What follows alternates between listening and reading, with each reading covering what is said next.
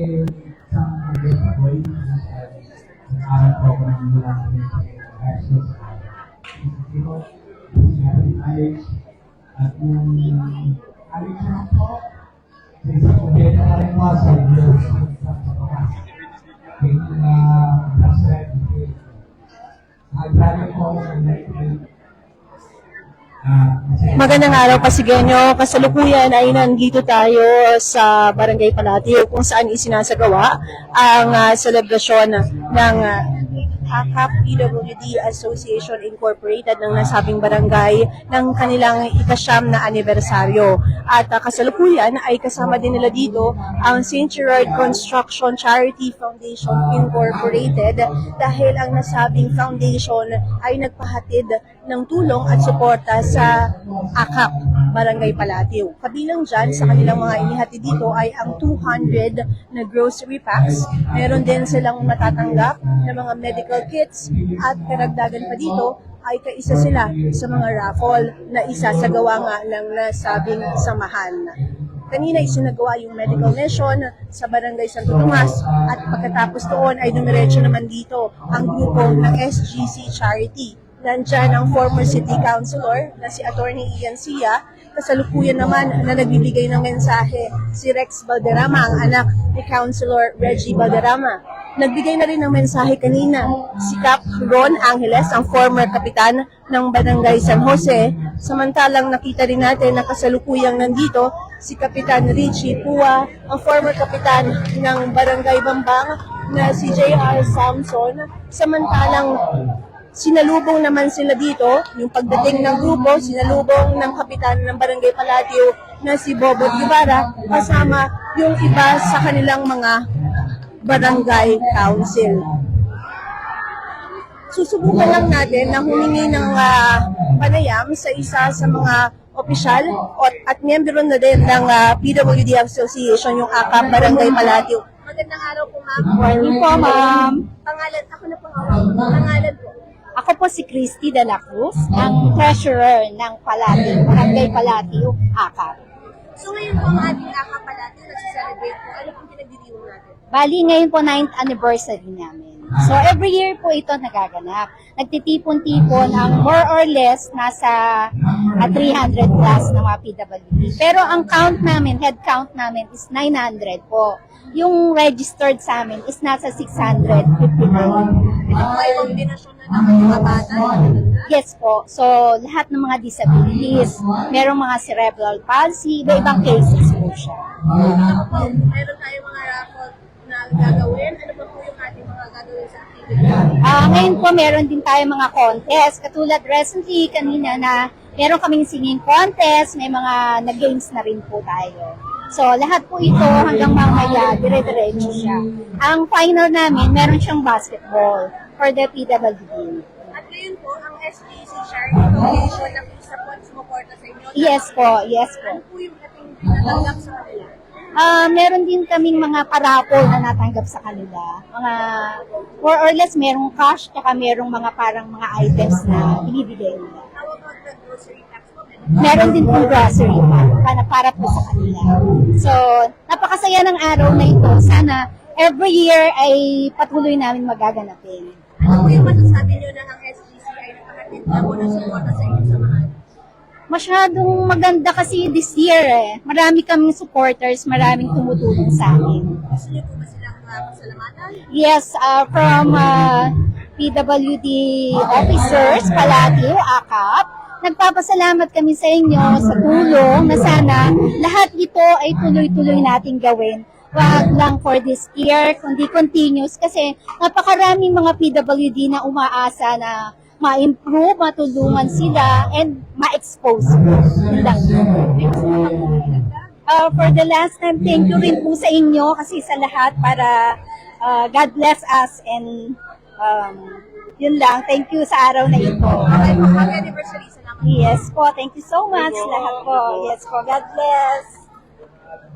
At ating nakapanayaman treasurer ng AKAP Barangay Palatio at isang pasasalamat ang kanyang ipinarating para sa mga tumulong sa kanilang pagdiriwang, yung mga tumulong sa mga kapwa niya PWD sa kanilang samahan, kagaya na nga ng St. Gerard Construction Charity Foundation Incorporated.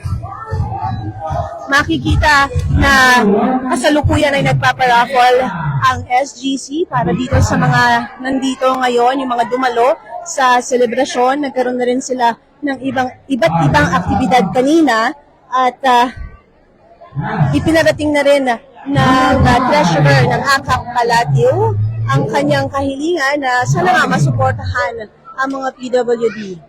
Sa kabuuan, nasa humigit kumulang 900 ang kanilang mga miyembro. Ngunit ngayon, ang headcount dito sa event na ito ay nasa 300 na persons with disabilities mula sa Barangay Palatio.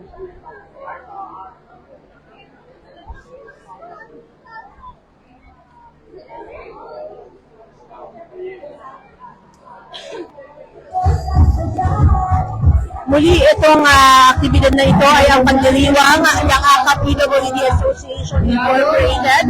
Makikita kasalukuyan nandito ang kapitan ng Palatio na si Bobot Guevara kasama ang iba pang mga kagawad. Nakita natin dyan si Kagawad Cheche Catco, Kagawad Jean, ang dating kagawad na si Al, at ganun din si Kagawad Rob Izol.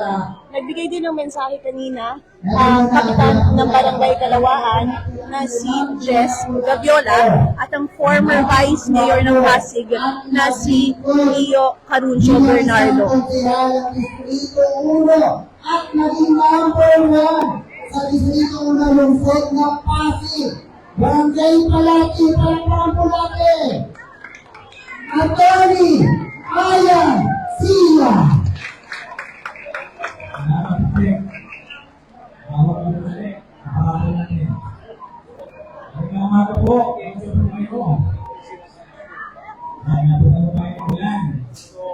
Okay, so nabalita ko yung mga nagpaparapol daw.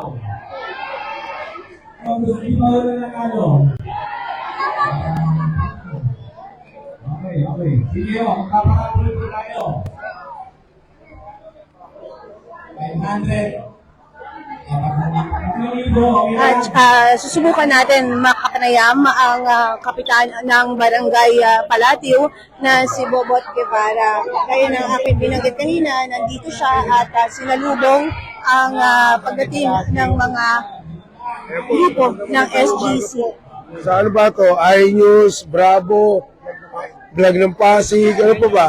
Balitang Pasigueño, ayan. Magandang umaga po sa lahat ng mga viewers.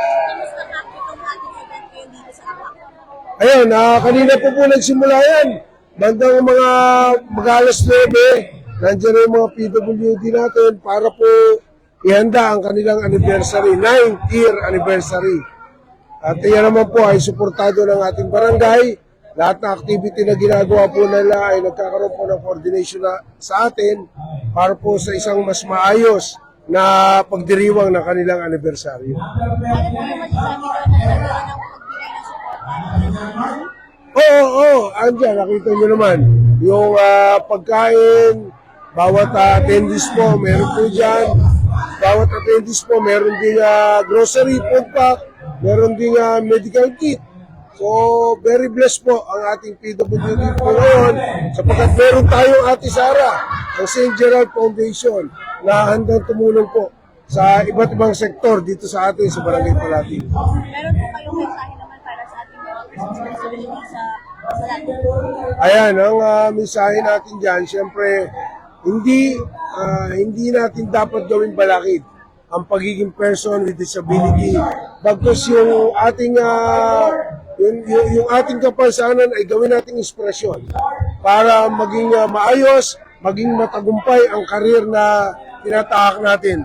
Marami na tayong mga PWD na nagiging successful. At lalo ngayon ang pamahalaan at wala na yung discrimination para sa kanilang mga person with disability. Pantay-pantay po sila ngayon. Pagdating sa trabaho, pag-interview, hindi na tinatanong kung meron siyang disability. As long na kayang gawin niya ang trabaho, as long na meron po siyang tawag dito yung kakayahan, yan ay tinatanggap. In fact po, sa Barangay Palatio, meron po kami mga PWD na employee. Pinakikita po natin na hindi talaga balakid ang kapansanan para makapaghanap buhay. Thank you so much. Thank you po. Salamat po. At yan ang naging pahayag ng kapitana ng Barangay Palatio, si Bobot Guevara. Ayon nga sa kanya, walang diskriminasyon dito sa kanilang lugar, maging yung kanilang barangay mismo ay tumatanggap ng mga empleyado na persons with disability. Kaya yung may mga kapansanan na at kanila itong pinararamdam sa kanila na walang diskriminasyon, samantalang nagpasalamat din siya sa SGC para dito sa tulong na inihatid sa AKAP Barangay Palatio. Dito lang po, and then... Yan na muna ang aking ihahatid na balita sa mga oras na ito mula dito sa Barangay Palatio. Ako si Luan Peñano para sa latest ng iNews Pasig. Okay, sige na tayo.